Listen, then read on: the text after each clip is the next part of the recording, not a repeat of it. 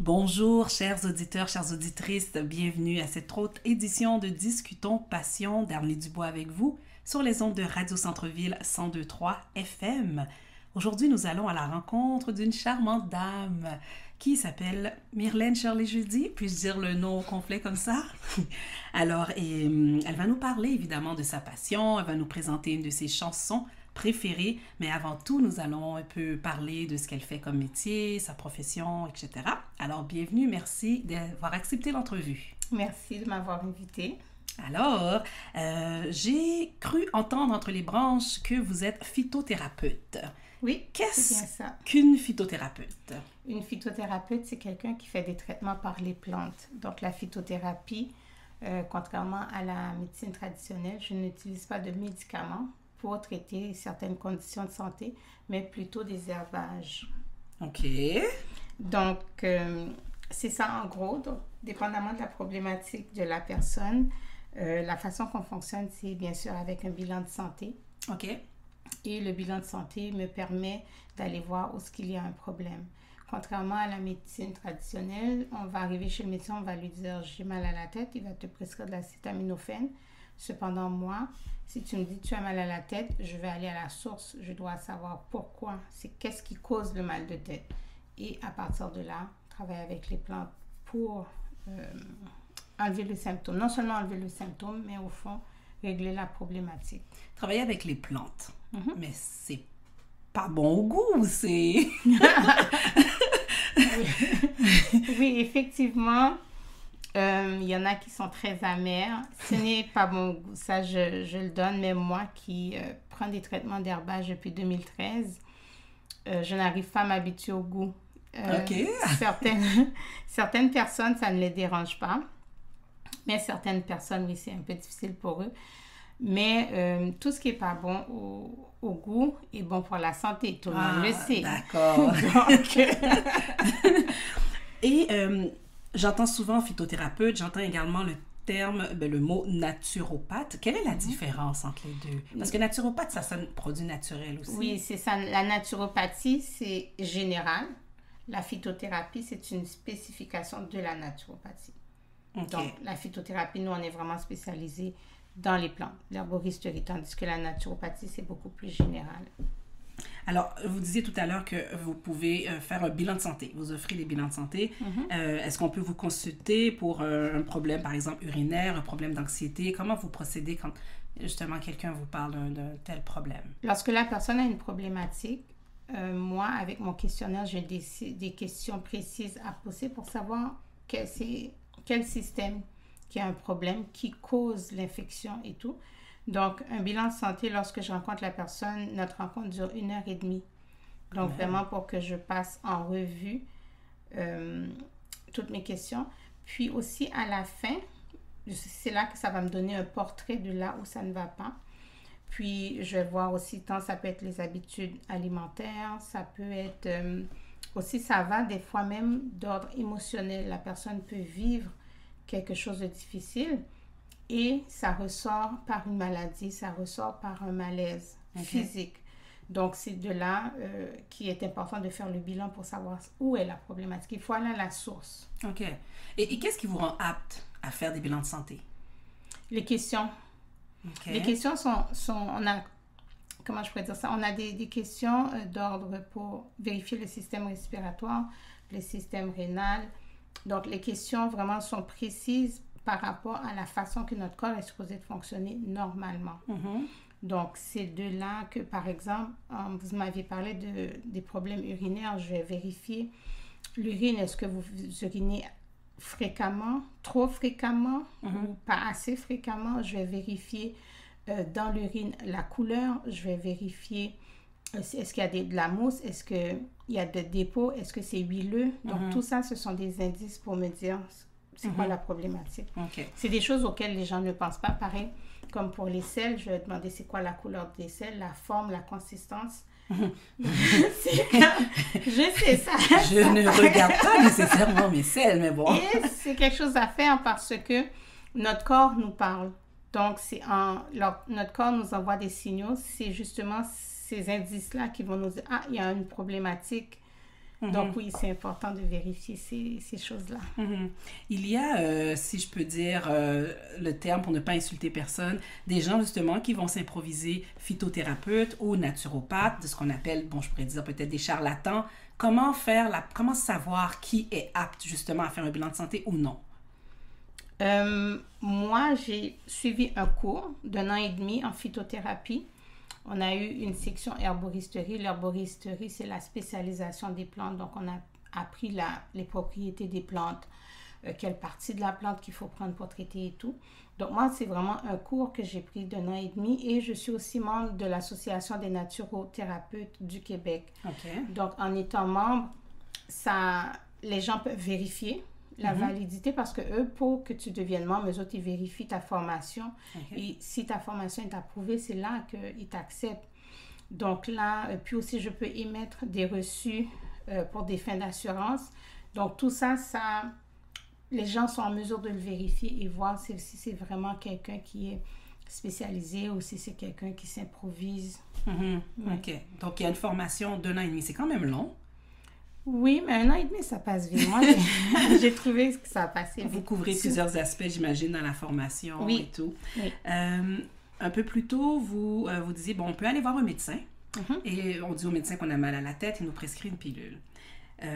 Qu'est-ce que vous dites aux gens qui croient uniquement qu'à la médecine traditionnelle, c'est juste les médecins qui peuvent prescrire les médicaments qui régleraient leurs problèmes? Moi, un naturopathe, une phytothérapeute, j'y crois pas trop. OK. Oui, le médecin, c'est sûr, la médecine traditionnelle, elle est importante. Je ne vais pas les dénigrer, loin de là.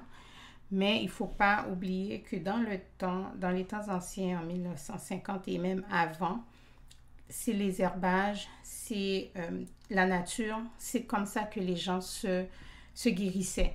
Avant même que la médecine traditionnelle arrive, avant que le milieu pharmaceutique arrive. Et même le milieu pharmaceutique, ils utilisent des dérivés des plantes pour certaines médications. Par exemple, pour la constipation, ils utilisent le senni, qui est une plante. Okay. Donc, la seule problématique, c'est qu'ils vont prendre une infime partie du senni et ils vont mettre beaucoup de produits chimiques.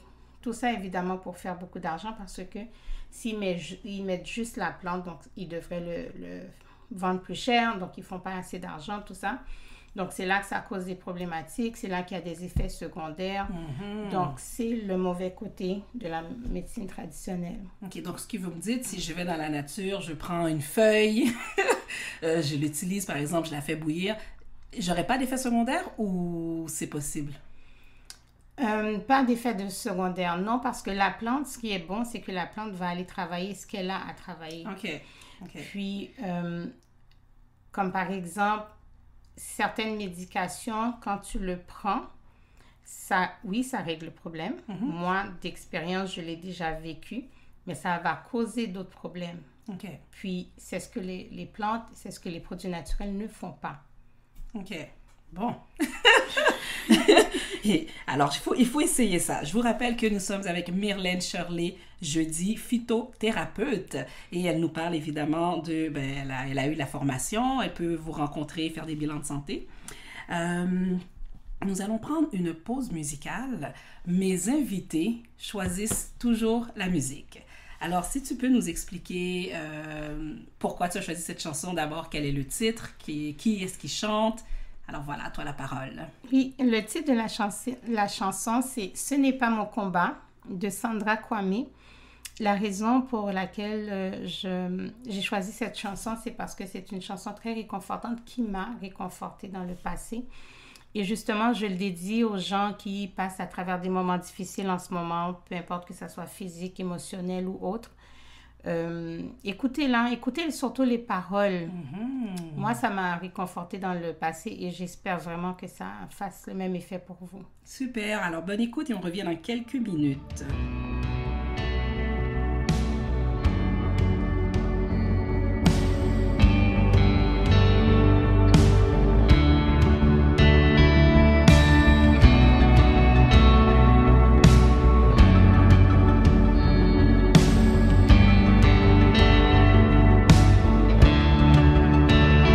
N'es-tu pas celui tient les nations dans sa main, celui qui ne change point. N'es-tu pas celui qui considère mes besoins, chassant l'ennemi au loin? Oh, ce n'est pas mon combat, Éternel des armées, tu précèdes mes pas. Oh, ce n'est pas mon combat, Christ a ressuscité, la victoire est déjà remportée.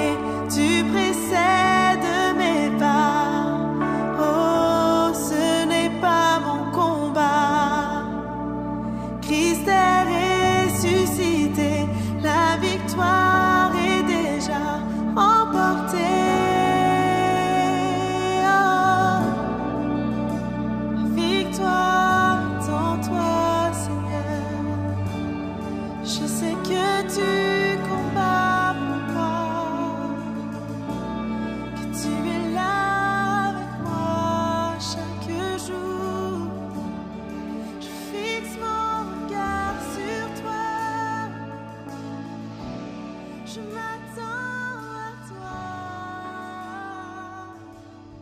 Alors, nous sommes de retour sur les ondes de Radio Centre-Ville 102.3 FM. Mon invité d'aujourd'hui, Myrlène Shirley Jeudi, qui nous a fait écouter, il nous a fait connaître également cette magnifique chanson.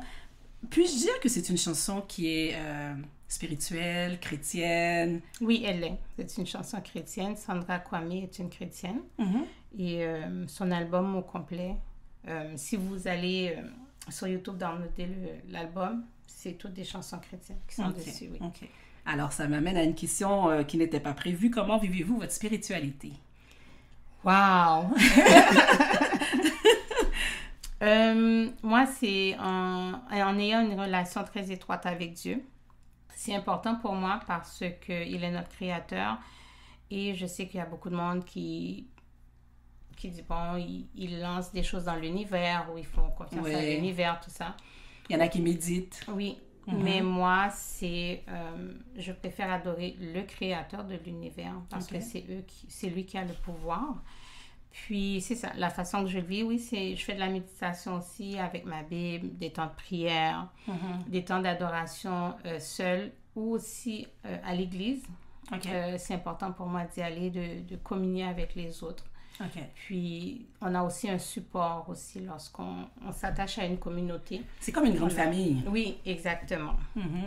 Ah, mais intéressant. Alors, merci de nous avoir fait connaître cette chanson. La belle question. Oui. Quelle est ou quelles sont vos passions? Bon, j'ai beaucoup réfléchi à cette question quand je savais que je devais venir ici et ça roulait dans ma tête et finalement, je l'ai trouvé. Ma passion, vraiment, c'est de prendre soin des autres. Quand j'ai fait un bilan, j'ai remarqué que très jeune, c'est quelque chose que j'aimais faire. Aider.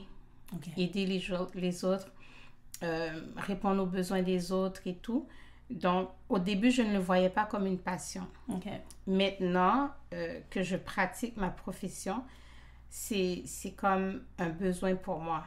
C'est rendu vraiment vital. Puis, ce qui en ressort de tout ça, comme par exemple, je suis animatrice d'un groupe d'entraide pour femmes. Et lorsque je vois des changements dans la vie des gens, lorsque je vois des guérisons émotionnelles, donc ça m'apporte tellement beaucoup que c'est devenu ma passion. J'étudie présentement là-dedans pour aller plus loin. Et puis, c'est vraiment quelque chose que j'aime et je me sens bien là-dedans. J'ai pas à faire un effort supplémentaire. Donc c'est naturel. Oui, tout à fait. Effectivement, oui, c'est devenu une passion pour moi. C'est ce que je veux faire jusqu'à la fin de mes jours. OK, donc on annexe la phytothérapie à l'entraide. Oui, parce que Dieu nous a créé un être complet. On a le côté émotionnel, le côté spirituel et le côté physique. Donc, il faut prendre soin de tous ces aspects-là. Donc, oui, avec ma phytothérapie, excusez, je prends soin des gens au niveau physique, de leur santé physique, mais aussi, il faut prendre soin de sa santé émotionnelle et spirituelle. S'il y a un manque dans un des deux, dans un des trois, il y aura un débalancement. Donc, pour être équilibré, il faut être en santé dans les 3 niveaux. On dit, est-ce qu'on peut vous rencontrer pour tout? Bilan de santé physique, bilan de santé émotionnelle, bilan de santé... Oui, je fais aussi des conseils d'entraide, oui. Et comment est-ce qu'on peut vous rejoindre? Bon, premièrement, le plus facile, c'est mon numéro de téléphone qui est le 514-812-1528. Par courriel, c'est le mshirleyjeudi@gmail.com. Ah, je connaissais pas celle-là. Disons, c'est les 2 façons les plus faciles. Je vous l'avoue, moi, je suis pas très réseaux sociaux. J'aime beaucoup le contact humain. Donc, à l'avenir, oui, je vais faire des efforts pour être dans le même bain que tout le monde, mais pour l'instant, sincèrement, ce sont les 2 façons les plus faciles de me rejoindre. Ouais, donc Instagram à venir. À venir. Facebook à venir. OK, super. Donc, pour rencontrer Madame Shirley Jeudi, j'ai bien dit Myrlène Shirley Jeudi, j'ai dit le nom complet, phytothérapeute, 514-812-1528. Oui. C'est le moyen le plus facile. Le plus facile, oui. Ou par courriel aussi. C'est bon. Donc, écoutez, moi, je vais vous remercier d'avoir fait le déplacement, d'être venu à Discutons Passion. Ça me fait plaisir de rencontrer des gens qui aiment aider. Oui. Quoi. Et je vous dis à très bientôt et bonne continuation. Oui, merci beaucoup. D'accord, au revoir. Au revoir.